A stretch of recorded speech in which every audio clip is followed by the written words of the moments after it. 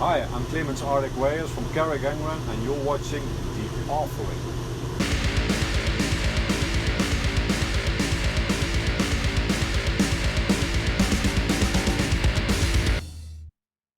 You just started this tour a few days ago, and this time you're back as headliner. So how does it feel?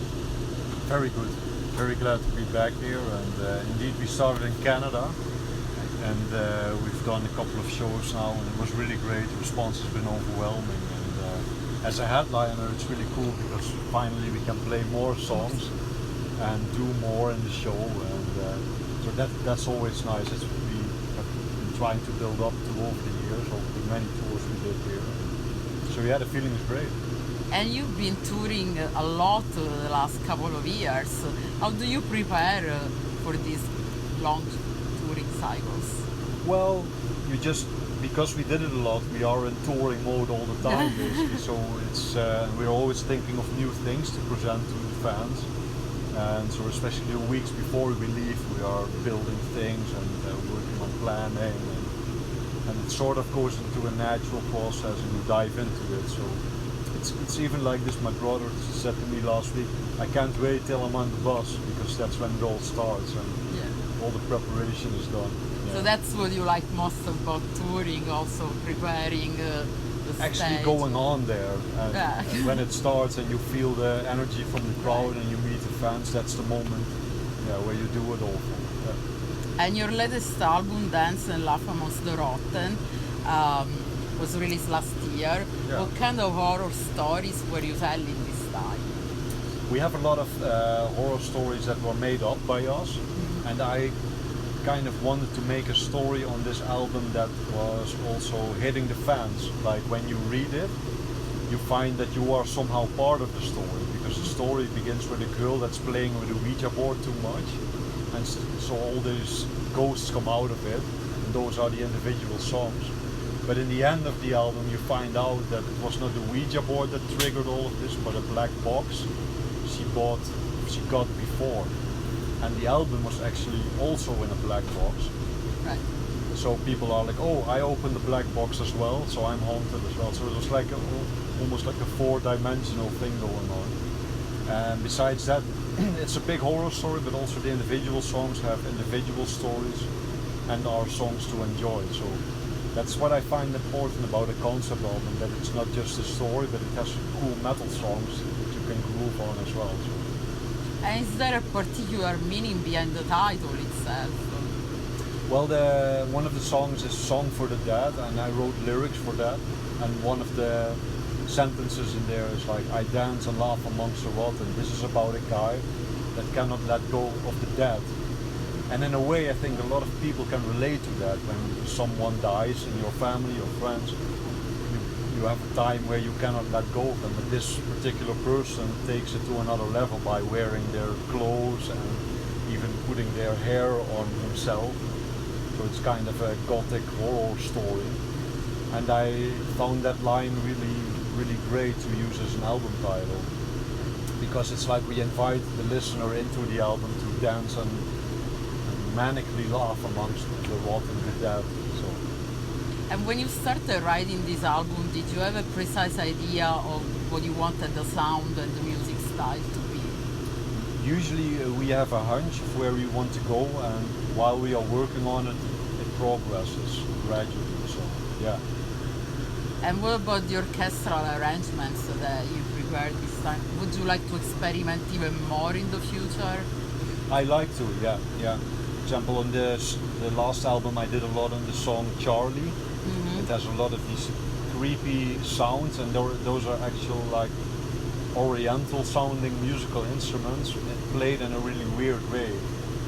Like I can't remember now which ones exactly, but so I like to experiment, and the end result is always the story and the experience of the listener. That it sounds creepy, or that when the story is a girl playing with a Ouija board, you're not going to have a happy flute in the background, but you have creepy violins, and I do a lot with vocal effects. I'm always experimenting at home. And in terms of music style, what do you think makes Carach Angren different from all the other extreme metal bands? we are horror storytellers, and that's what we do, and that leads us to musical ideas, storytelling ideas, and we always follow this, and I think that's what makes us original. But it was a long journey. We started being inspired by other bands and other stories and books, but I think that's what makes us original. Yeah. And you also released a solo album. Can you tell us a bit about it? Yeah, that was something cool I wanted to do. Also to present some other stuff I do, so not just the Carach Angren songwriting, but orchestral stuff. There was some gothic, catchy stuff in there. And because I had some extra time in the summer, which turned out to be a very little time, it was a dream I had for some time to do it, and the response was really cool. And actually I've been in contact with a publisher last year in France, and they bought some of those tracks to use in commercials and movies and television series, so that was really a cool thing that came out of this. So you probably will continue doing some solo projects in the future? It's something I will do in the future, yeah. Any other projects? A lot, yeah. I've done, after that last year I did another band. I did all the orchestra for it. I've been working again with Till Lindemann on his, he was part of a theater play this year. I composed some music for that, orchestral arrangements, and there is some stuff I can't reveal yet, but right. I'm happy with all the opportunities I'm getting. And as a musician and songwriter right now at this point of your life, what are your priorities? Writing music. But yeah, it's more and more that I choose the things that I really like to do. For example, the solo album was something I really wanted to do without having a commercial idea in my head, or its song should be like this or that. So I'm more and more lucky that I can pick the things that I really like. Yeah. Right. What do you find challenging in the music scene and the music industry right now? What's challenging is, for example, the internet. The internet allows everyone to be online all the time and share everything, and that has hit the music industry hard in a way that physical album sales have gone down. So it's challenging to find new ways to monetize, of course, this whole industry. On the other hand, there are still a lot of people that dedicate their time and money and support to come into shows, which is really great. So it's, as a musician, it's harder to navigate the landscape that is continually evolving, and that's why you need people around your band, it's managers and agents that can help you. So that's an ongoing challenge for bands and fans, I think. Right, it should be different, I think. It should be easier. Yeah, of course, in the best way. I mean, it's easier now to get your music out of there, but it's so saturated because everyone can have everything out of it. Sometimes this happens. It's demonic infiltration. Yeah, poltergeist, right? See, it's back again. It's a poltergeist, which fits the horror themes. Are you already working on new music? Because a year passed by. Yeah, I'm always working on new stuff, and then I'm seeing like, is this something for Carach Angren or not? And okay. I have 5-6 basic songs finished now, I think.